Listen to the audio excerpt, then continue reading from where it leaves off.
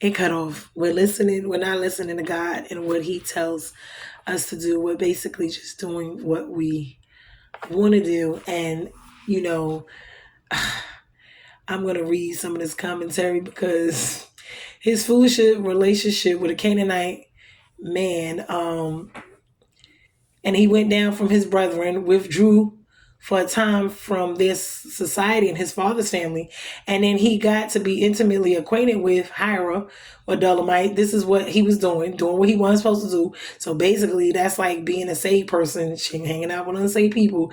It is commuted that now was now much above 15 to 16 years of age, as easy prey to be tempted, by hanging out with other people and educate. And when young people have been well educated, begin to change their company, they will soon change their manners and lose their good education and their good whatever, right? That goes down from their brethren. And despise, forsake the society to see the Israel and pick up Canaanites, meaning others, for their companions, and going downhill, doing what they're not supposed to do, whether it's us, our children, it's all the same. It is of great consequence to young people to choose your proper associates, for they will imitate, study, recommended themselves to, and by their opinion of them, value themselves as error. And this choice is often fatal. Why? Because it's foolish to marry with a Canaanite woman, because God said they weren't supposed to. And it was not a match made by God, meaning, who should be seen not as consulted. You never asked them, but by his new friend Hira, he's the one, she's the one, right?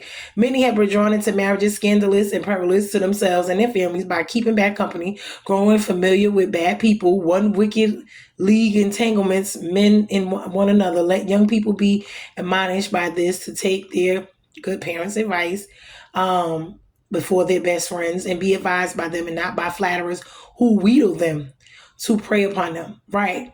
His children by his Canaanites and his disposal of them, the 3 sons had by her, and Onan and Shelah. It is possible that she embraced and the worship of the God of Israel, at least in profession, but for aught, meaning just appearance, while they were little in fear of God in the family. But Judah married too young and very rashly. He also married his sons too young, when they had neither wit nor grace to govern themselves. And the consequences were also very bad. You see, his firstborn was notoriously wicked. He was so in the sight of the Lord, so that his defiance of God and of his laws, we don't know what he all did in the sight of the world, but he was also evil in the sight of God, whom all wickedness is open. And what came of it, why God cut him off, presently the Lord slew him. No, sometimes God makes quick work with sinners and takes them away in his wrath when they are but just settling out in and out a wicked course of life. The next son Onan was, according to the ancient usage, marriage to the widow to preserve the name of the deceased brother that died childless. Though God had taken away his life for his wickedness, yet they were salutarious to preserve his memory and disappointment therein. I mean, he still had a wife. She was, through Onan's sin was further punishment of his wickedness. The custom of marrying the brother's widow was afterwards made one of the laws of Moses in Deuteronomy 25:5. Onan thought he consented to marry the widow, yet to the great abuse of his own body, of the wife that he had married, and of the memory of his brother that was gone, he refused to raise up seed, meaning have children with her, unto his brother, and it was his duty. He was duty bound, but this was too much worse, because the Messiah was to descend from Judah, and he had not been guilty of this wickedness, but he might have had the honor of being one of his ancestors. No, those sins that dishonor the body and defile it are very displeasing to God.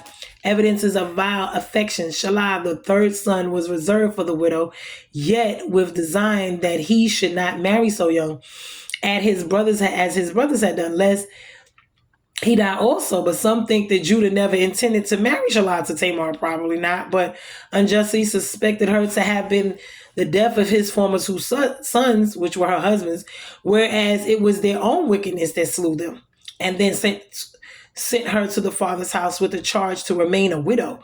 If so, it was an inexcusable piece of provocation that he was guilty of. However, Tamar, a question for the present and waited for the, the issue. So it's like, no matter what was going on, they was just doing too much. And in the process time of the daughter Shua, Judah's wife died, and Judah was comforted and went up into the sheep herders, Timnah, and his friend Hira, and it was so that Tamar saying, "Behold, my father-in-law go up into Timnah to shear his sheep," and she put her widow's garments off from her and covered with the veil. So that's when she went and she, did what she did because she wanted to secure herself. But the funny part about this whole story, it is too funny. You need to go check it out. Like, really, I would tell you to go read this because I've been searching, trying to figure out why God just killed both of them. Well, I know why Onan, but I'm like, but there's nothing.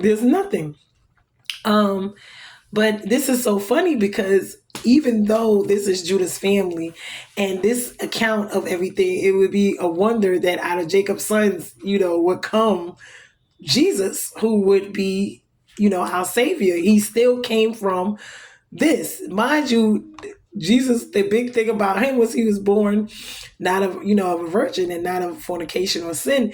And this is the funny part, but the lineage he came from was a hot mess. But God would show his choice of grace and merit, meaning it's not that what they did is, him and his relationship. So it didn't matter. You know what I'm saying? God still saved sinners. He took it. He still let, no matter what they did, allow Christ to come out of actually this bloodline, this tribe itself. But it was infamous because, they were so holy and righteous as far as no fornication and notice. But then they had a bunch of marriage issues and untimely deaths and all these other incest and all these other things that were in their bloodline. That is crazy. But I really want you guys to check this out because this was a lot.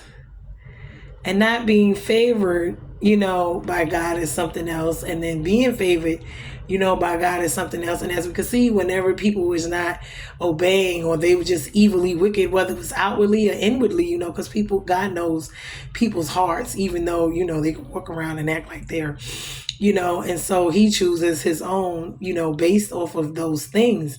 And as we could see, a lot of times the firstborn, like Joseph was not the firstborn. His brother Reuben was. But as you can see, Reuben was not the favorite one. And it's really a big deal when it comes to the firstborns.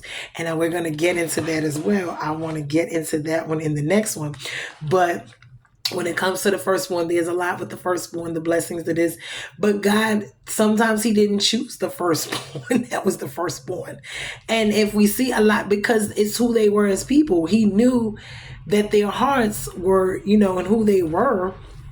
Like Joseph was humble. Those were the reasons why he chose Joseph. You see what I'm saying? It's all the reasons and all the things that Joseph wasn't in the eyes of others that made him the